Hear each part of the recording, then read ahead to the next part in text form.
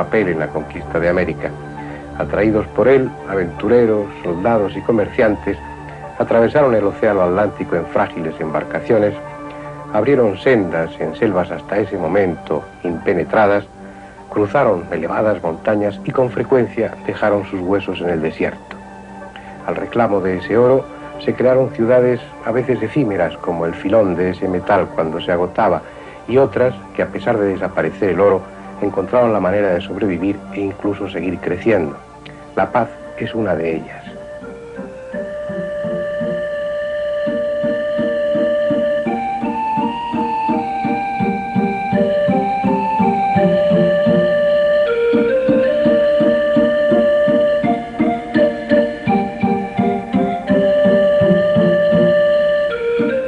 Encerrada en una especie de olla 450 metros por debajo del altiplano y pese a ello edificada a más de 3.630 metros de altitud, la que hoy es la capital de Bolivia lleva 4 siglos y medio existiendo, trepando por las laderas y extendiéndose en la única dirección posible, hacia el sureste.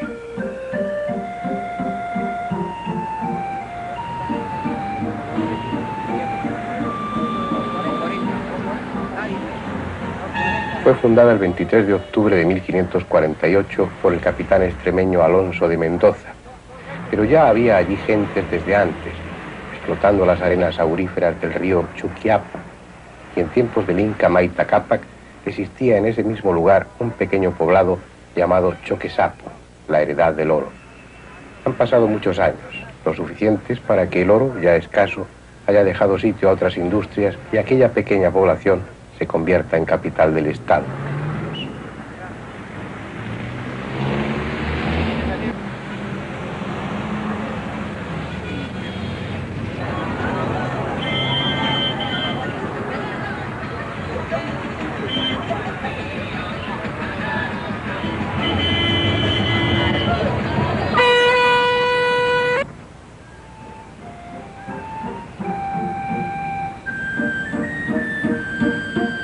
Sin embargo, lo que ahora nos trae a esta parte de América es mucho más viejo que la ciudad y que los propios incas.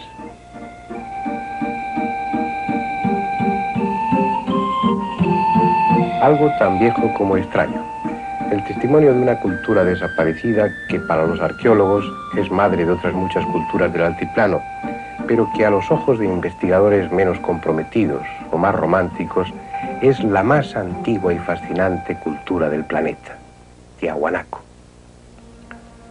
En la misma ciudad de La Paz, en un museo instalado al aire libre, algunas piezas procedentes de las ruinas se desintegran lentamente bajo el efecto de la contaminación.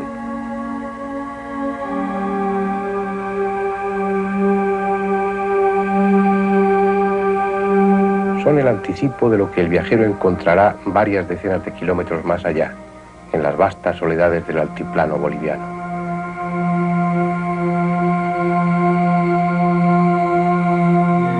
Incrustadas en una plaza de intenso tráfico, ajenas a la ciudad y su ritmo, las piedras agonizan tristemente.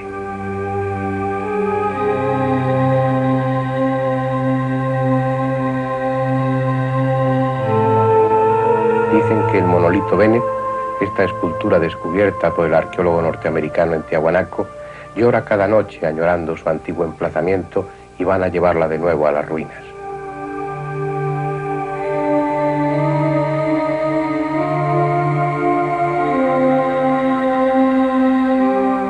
Es posible, aunque su rostro impasible y enigmático no deja adivinar ningún sentimiento.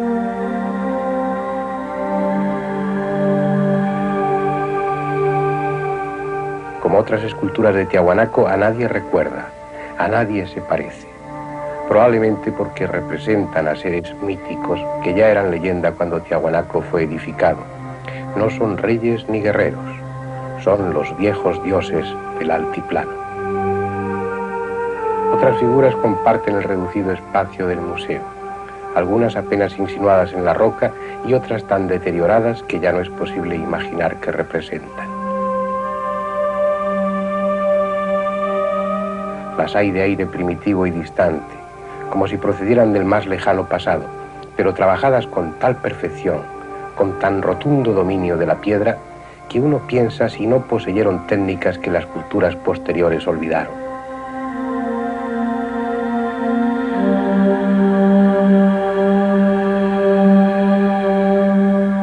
Ornamentos que responden a un concepto estético diferente o reflejan una arquitectura incomprensible, copiados después por otros pueblos americanos sin saber, como nos sucede a nosotros, en qué ideas se inspiraron o a qué función se destinaban.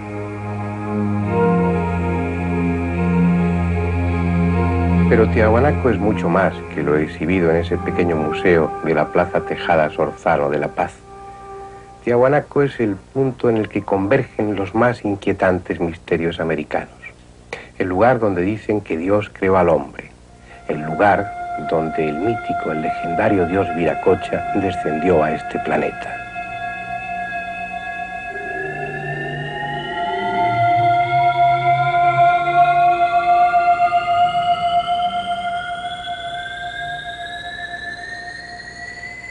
Es esta una tierra inhóspita, una de esas zonas en las que el hombre se impone a fuerza de tenacidad.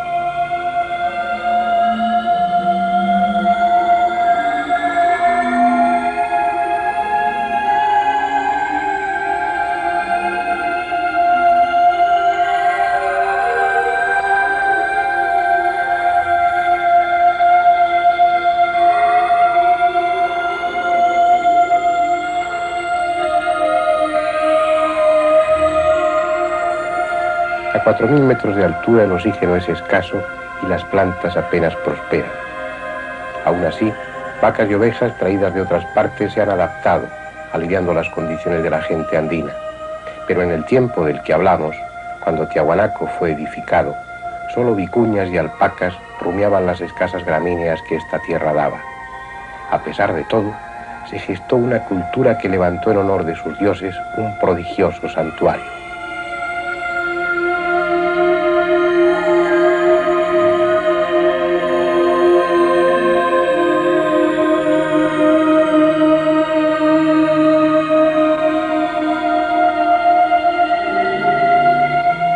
Apenas queda algo de lo que antes fue.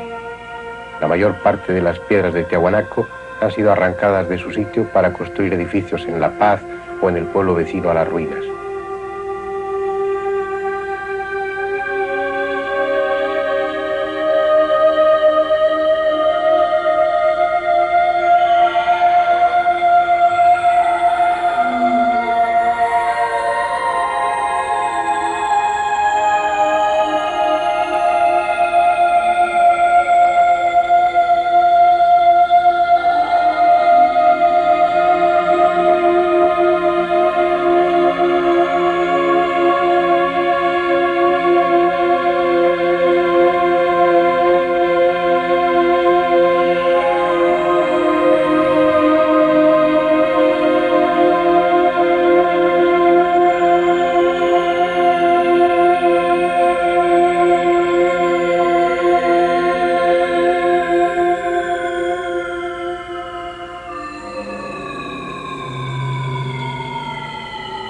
Incluso se dinamitaron para cimentar con ellas las vías del cercano ferrocarril.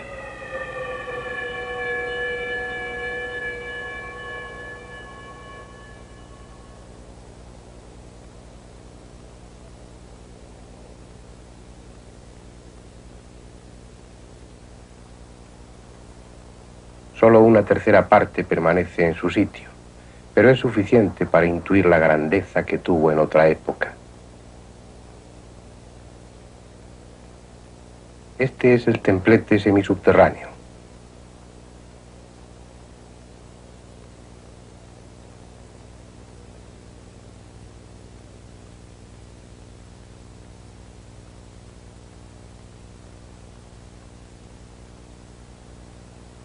La pequeña plaza hundida, con sus paredes adornadas por cabezas clavas, de fisonomía borrada por el tiempo, que representaban diferentes razas, algunas de rasgos que nada tienen que ver con los pueblos americanos, como si semitas, caucásicos o asiáticos hubieran posado para dejar constancia que este fue un centro de culto universal.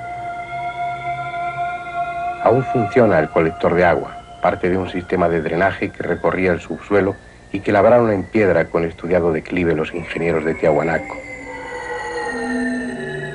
Los mismos que construyeron la pirámide de Acapana, un montón de tierra apenas reconocible que tenía 3 terrazas y un perímetro de 800 metros.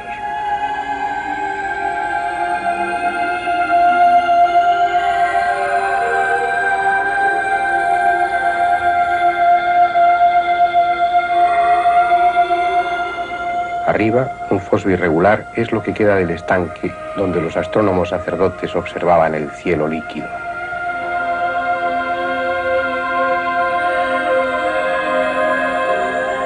La falta de instrumentos ópticos y su interés por la astronomía llevó a los pueblos de América a desarrollar una técnica original. No observaban el cielo mirando hacia arriba, sino hacia abajo. Lo veían reflejado en las aguas mansas de un estanque. De esa forma, situándose siempre en el mismo punto de observación y teniendo referencias en los bordes de ese estanque, podían medir los cambios que se producían en el curso del Sol, de la Luna y de ciertas estrellas, determinando así las estaciones, los ciclos. Esa medida del tiempo que tanto obsesionaba a algunos pueblos del pasado, como los mayas, llevándoles a realizar calendarios rigurosos, exactos, incluso más que los que utilizamos hoy en día. Para algunos también en Tiahuanaco hay un calendario, pero un calendario especial, el más extraordinario que puede imaginarse. Está en un monolito al que llaman la Puerta del Sol. Es sin duda el monumento más conocido de Tiahuanaco. Una puerta construida en un solo bloque de andesita, perfectamente labrado y pulido, al que un rayo partió en el siglo pasado.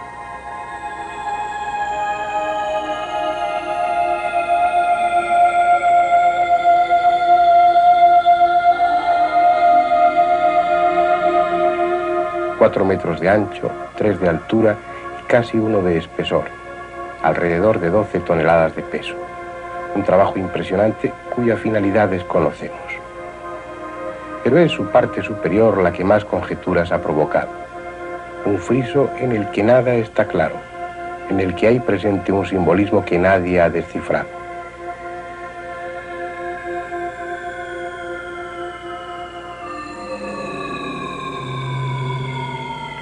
Está presidido por una figura central de cabeza desproporcionada y piernas atrofiadas. Su rostro enigmático tiene varios agujeros en las mejillas, por eso le llaman el dios llorón.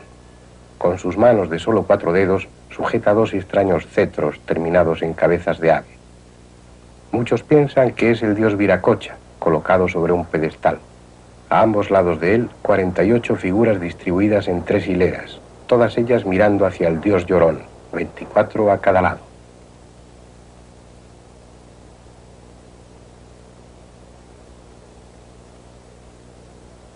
Las hileras superior e inferior son de hombres alados cubiertos con una corona. En sus manos, también de 4 dedos, llevan un cetro adornado como la corona con cabezas de ave. La hilera central es parecida, pero no son hombres sino pájaros, aunque de extremidades humanas, y sus cetros son también distintos.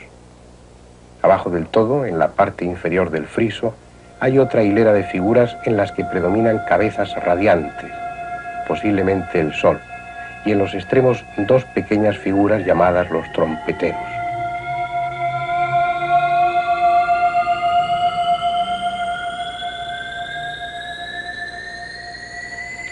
Pues bien, después de varios años de apasionado estudio, el alemán Kiss llegó a la conclusión de que el friso de la Puerta del Sol de Tiahuanaco es un calendario, pero no un calendario normal, sino el que corresponde a una época en la que el año duraba 290 días y la Luna tardaba 8 días en recorrer su órbita en torno a la Tierra.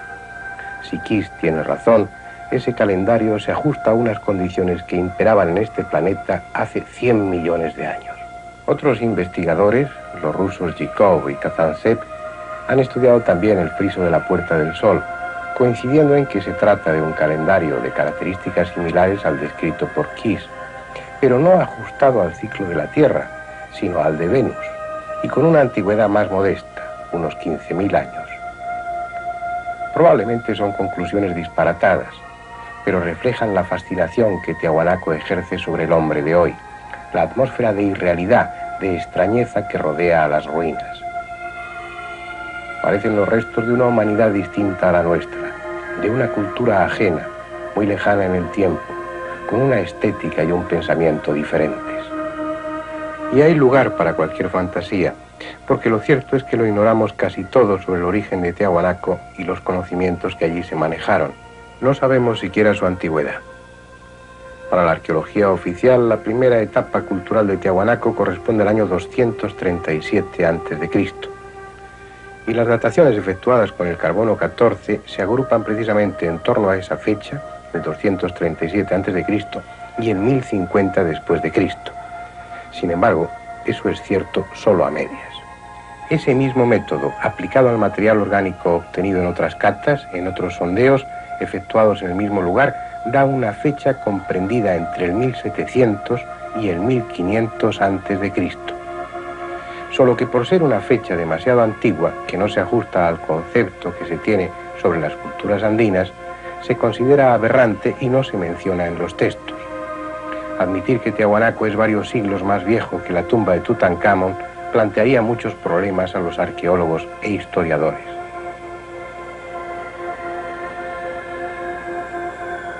Y lo cierto es que su antigüedad va mucho más atrás en el tiempo, descolgando a esas ruinas del resto de las culturas americanas. Aparte del método del carbono 14, existe otro tanto o más fiable, el de la hidratación de la obsidiana.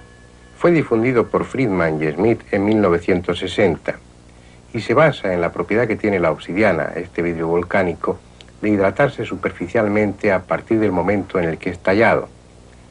Esa capa de hidratación es muy fina y queda en la superficie, pero se va engrosando a medida que pasa el tiempo, y lo hace de una manera regular, a tal punto que midiendo el grosor de esa capa superficial de hidratación, puede saberse cuánto tiempo hace que ese trozo de obsidiana fue arrancado del bloque original o fue tallado. Pues bien, el Centro de Investigaciones Arqueológicas de Bolivia aplicó esa técnica a una pieza de obsidiana encontrada en Tiahuanaco y comprobó que esta era del año 2130 a.C., es decir, que tenía más de 4100 años de antigüedad.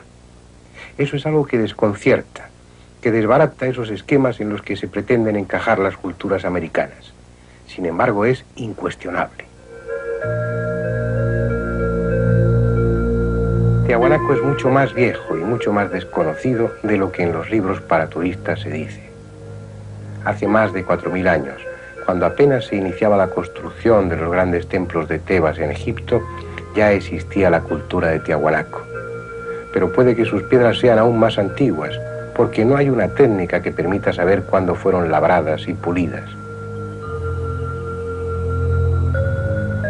Están ahí, derrumbadas por quién sabe cuántos terremotos, como las piezas abandonadas de un juego de construcción.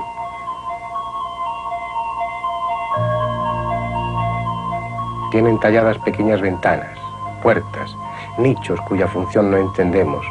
Parece que se tratara de maquetas o bocetos labrados en la piedra en lugar de ser dibujados sobre un papel.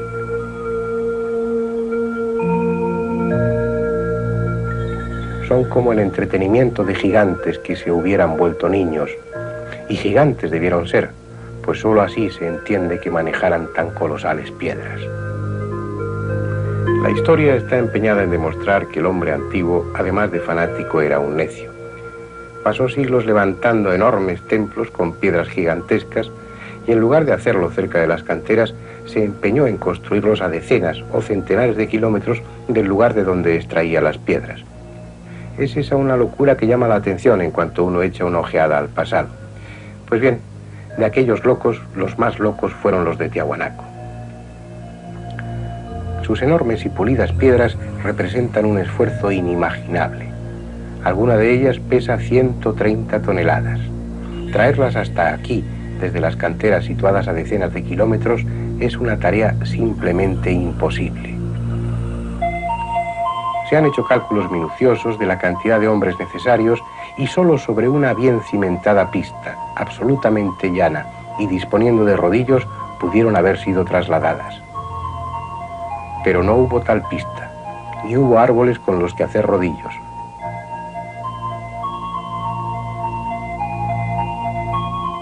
Por no haber, no hubo ni cuerda. Solo pudieron haber utilizado tiras trenzadas de piel de camélido. Cualquier explicación pretendidamente racional que se ha dado es un puro desatino. No hay forma de justificar la presencia en Tiahuanaco de piedras como estas. Sin embargo, ahí están, desafiando a nuestra imaginación.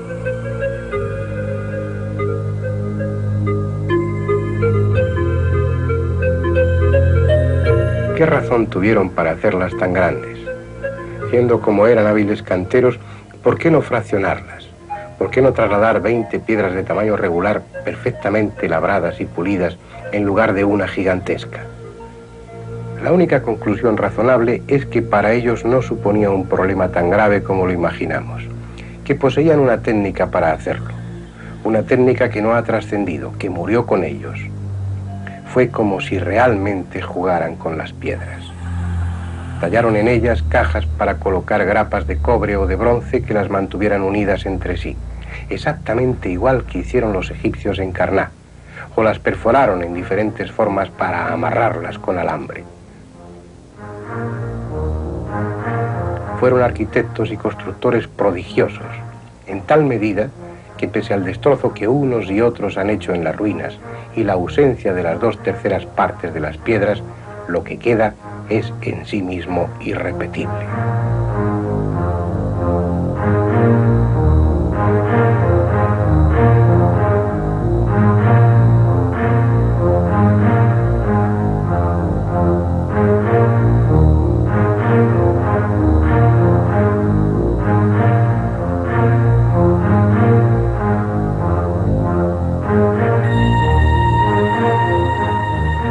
¿Quiénes eran? ¿Por qué representaban a sus dioses o a sus sacerdotes de forma tan extraña, tan poco humana, tan distante y tan fría?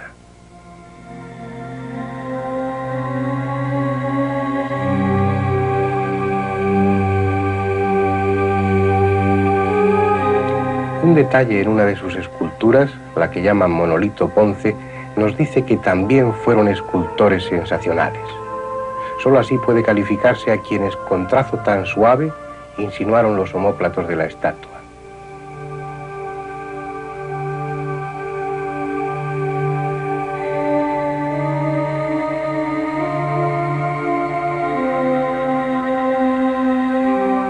Pero ¿por qué el resto es tan tosco, tan primitivo, con muestras de desconocimiento anatómico tan notorias como esta mano doblada en imposible forma?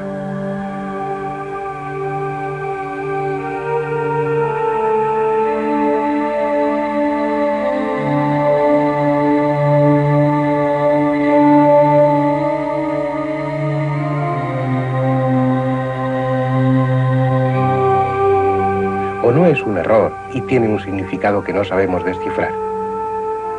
Esos rostros de ojos y bocas rectangulares son mudos, guardan silencio desde hace milenios, estimulando así la fantasía de los románticos, de los soñadores, suscitando hipótesis fantásticas que al final puede que no lo sean tanto.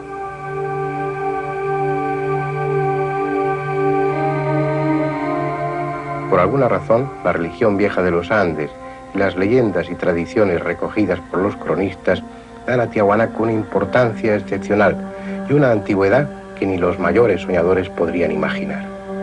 Dicen que fue aquí, en Tiahuanaco, donde un día, cuando no había sol, ni luna, ni estrellas, el dios Viracocha vino a crear al hombre. Lo hizo en varias formas, hasta gigantes disformes en grandeza, pero resultaron bocetos imperfectos y al fin se decidió por hacer al hombre a imagen y semejanza suya. Fue cuando el cielo estaba cubierto por espesas nubes y ninguna luz llegaba a la tierra, en los tiempos en que la anterior humanidad había desaparecido tras el último diluvio, el Uno Pachacuti. Después, Viracocha emprendió un camino evangelizador, fundando ciudades y dando normas a los hombres que había creado. Un viaje que terminó en la costa del Pacífico, donde hoy es Puerto Viejo, en Ecuador. Allí se despidió de sus criaturas y marchó hacia el poniente caminando sobre las aguas. Un viaje mítico y sin embargo real, como lo fue el mismo Viracocha.